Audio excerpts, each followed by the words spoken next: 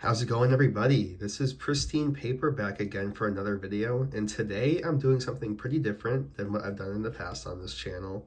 Um, I kind of have mentioned it on other content, maybe more so on TikTok when I was using that platform, but I've actually met a good amount of athletes, mostly Boston sports-based athletes, over the years, mostly in like the 2010s era when I wasn't really collecting cards. I was really into collecting autographs and like autographed prints. And as you can see in the background here, and from the title of the video and all that, this one is of Aaron Hernandez, very notorious figure in pop culture today. Lots of documentaries and movies and other types of TV shows made about him, and mostly because of his background with CTE and, of course, his murder cases. So, I don't really have a card of Aaron Hernandez, but I do have these two right here that I kind of wanted to show before I started talking about my experience meeting Aaron Hernandez. So right here, this is just the Patriots team card of what the team kind of looked like at the time of when Aaron Hernandez was on the Patriots. This is from 2011, and it's just the 2011 Topps base card, but it's a cool picture with Brady leading in the huddle with Matt Light and Danny Woodhead. There's Gronk right there. I can't really tell who these other two guys are, but yeah, pretty cool. So just kind of put you into the time period of what the team looked like when I met him. And then additionally, this is a pretty cool Gronk card. It's a Panini Instant card that is commemorating him becoming the all-time Patriots touchdown leader. And on October 30th, 2016, it's numbered to 68. And he passed Stanley Morgan to achieve this record. And it was funny because it's with his 69th career touchdown. So typical Gronk, that number, I guess, follows him. But I wanted to show this one because Aaron Hernandez was projected to be and slated to be just as good as Gronk, like in the same tier back around like the 2010 to 12 era. They were a dynamic duo, seriously. As you can see, this is why I have got this particular picture signed, because it features both of them. They were a crazy duo. Let me put this back here. There we go. And I just kind of wanted to show, like, maybe without his off the field incidences, perhaps Aaron Hernandez could have been in that conversation of being a all-time touchdown leader for the team, because he was that good, seriously. So kind of without further ado, let me actually move these off to the side so you can get a good view of the print here. It's an 8x10, and it's signed right here by Aaron Hernandez, authenticated right here. And it's after a touchdown. I can't really tell what team it is, but I want to say the Dolphins, maybe. But anyway, it doesn't matter. It's from the 2011 season, as you can see from the Mrs. Kraft. I forget her first name, but Robert Kraft's wife passed away that year, so they had those tribute patches for her. Those would be cool to find in cards, but anyway, let me get back to the point again. This is a cool picture, and I chose it because it's of Gronk and Hernandez is celebrating a touchdown, throwing paper into the air, kind of interesting to think about with hindsight. And then here's Gronk coming to congratulate him. And my goal was to get this picture signed by both of these guys after I got it signed by Hernandez, of course. And then some things happened, and Gronk actually would not sign anything with Hernandez on it or do anything mentioning Hernandez. This was probably Bill getting into the team's ear and saying, like, avoid talking about this situation at any time possible, because it was pretty serious. So obviously, let me get into the fact of when I met him. So this was probably in November of, I want to say, 2011 or 12. I was probably in 5th or 6th grade, and I went with my grandparents, my Nana and my Papa. And I mentioned before in other content that my Nana is a huge sports fan, Boston sports fan. Grew up a really big Celtics fan and Red Sox fan. got into the Bruins as well, and then of course the Patriots. So she's really into all four of those sports. Maybe not as much right in this current era, but when I was growing up, she was really into it, and she kind of influenced me to get into those sports as well. I was really a Red Sox fan, and then she kind of showed me or introduced me to basketball, and watching the Celtics and also the Patriots. So that was really fun. So she would always take me to these events, these autograph events, and we've met a couple players. I won't really mention any more right now because I might want to do future videos on them, so might make it a series. But so we met a lot of people, even after Hernandez. So anyway, I went with both my grandparents, and it's funny. My papa, is older Italian gentleman. He could really care less who we're going to meet. I would always say like, oh, don't you get nervous like when I ask him? He's like, no, like they're just people. And maybe with my adult hindsight now, like I can kind of see where he's coming from. Back then, I like would idolize these athletes, and my nana would also get nervous, so I also kind of would feel justified in my feelings there. But anyway, I keep getting off track here. So she shows me that, or she got an email from the Greater Boston Sports Card Show, which is held pretty close to where we live in Massachusetts, and they were offering an Aaron Hernandez autograph signing and pictures if you wanted to get a picture with him. So I thought that was pretty cool. And she asked if I wanted to go. I said yeah. So she took me, and my papa went with us. And I remember we went. I think it was at the Shriners Auditorium I think that's in Wilmington or North Reading. I forget. It's like right on the borderline, basically. But I remember we got there. It was my first time at a really big show like that, and I was really overwhelmed. The parking lot was packed, and we parked. We got inside, and I remember we kind of got shuffled into this separate area where all the autograph signings were being held, because there was a separate show floor for the card show. So we went into this waiting area more or less, and I forget. I mean, they had a bunch of athletes there. I forget who else was there specifically.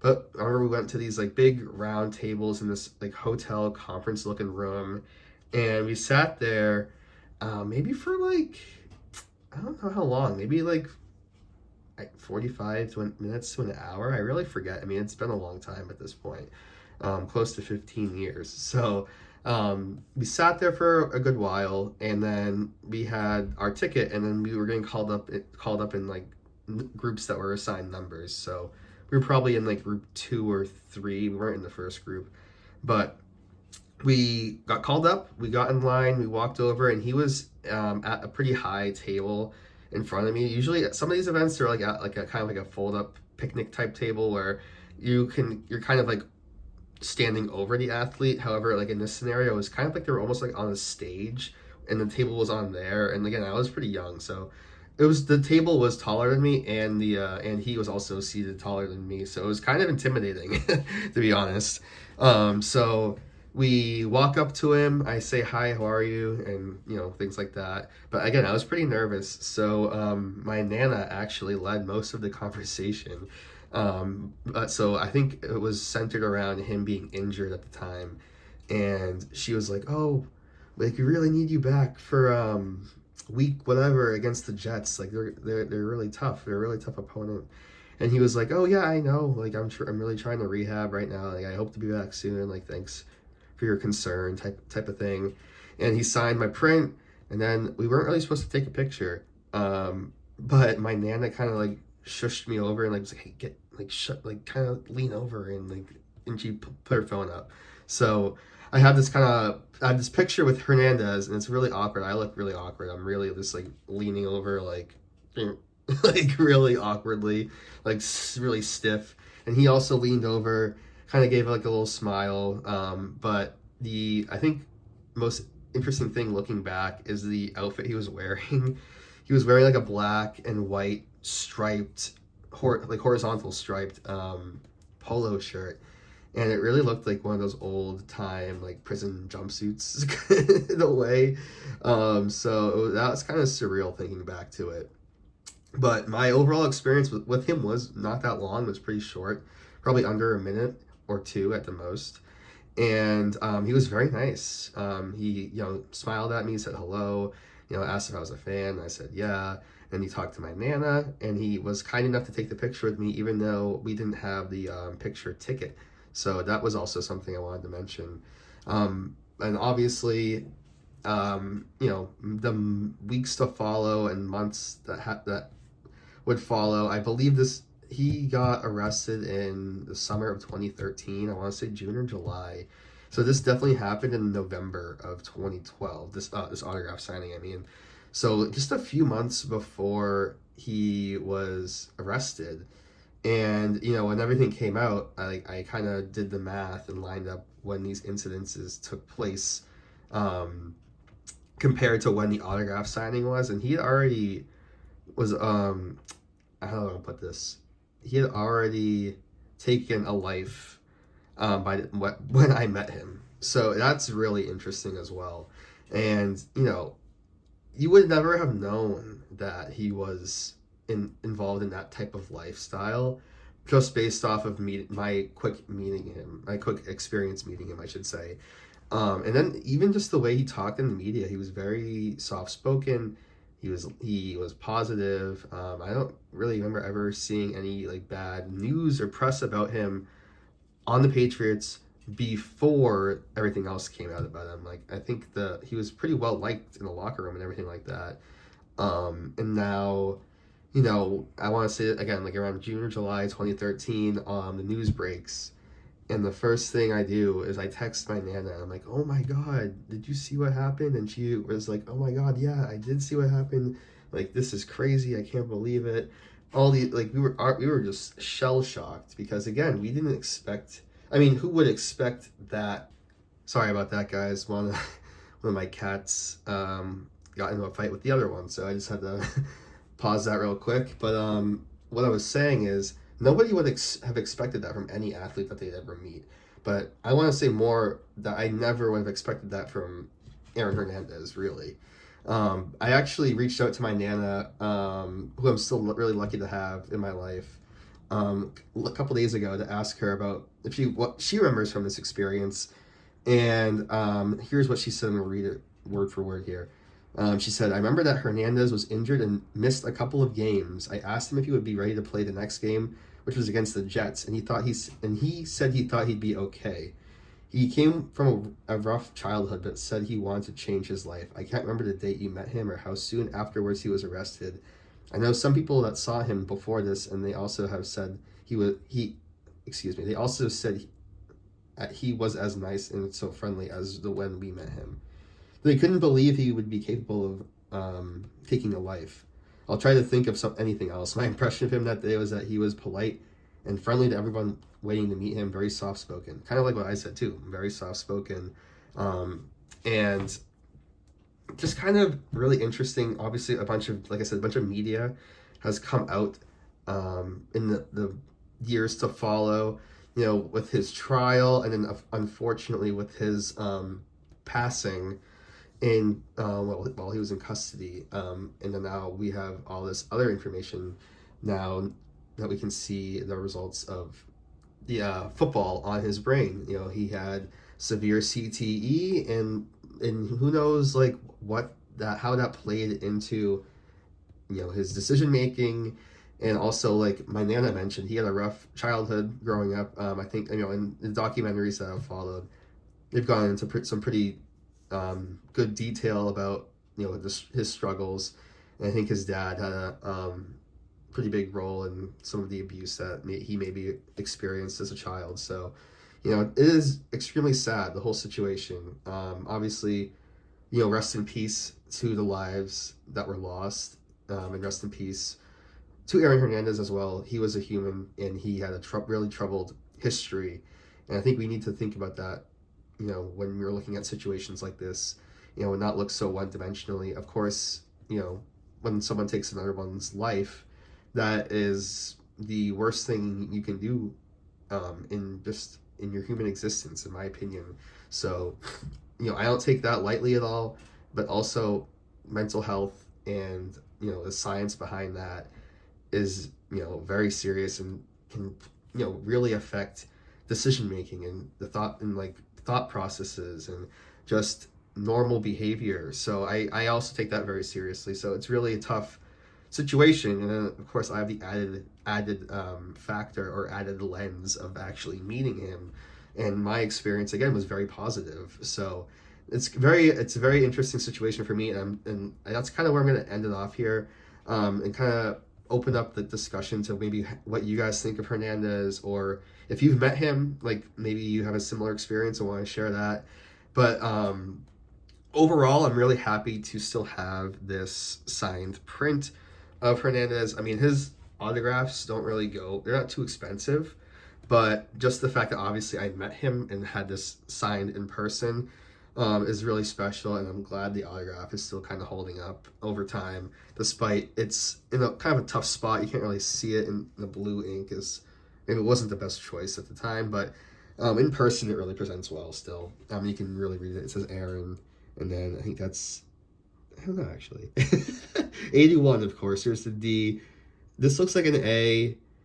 Like I think Aaron is two A's obviously, so A, and then a squiggle, and then the D for Hernandez. I have no idea, but it's there, and it's authentic. It's authenticated, and I have proof that he signed it because I was there too. But anyway, I really wanted to share that because he's definitely been one of the more polarizing athletes in terms of also being involved in pop culture in terms of media. Like I said, lots of TV shows and documentaries and things like that have been released about him in the last few years, and they've really been pretty popular. So lots of people have put opinions about him online and stuff like that. So I feel like since I met him, I should also do so and maybe try to clear up some confusion for some things. But again, I met him for like under a minute or two. I don't really know how much of what I've seen of him really is the true Hernandez, but I really think that that was him.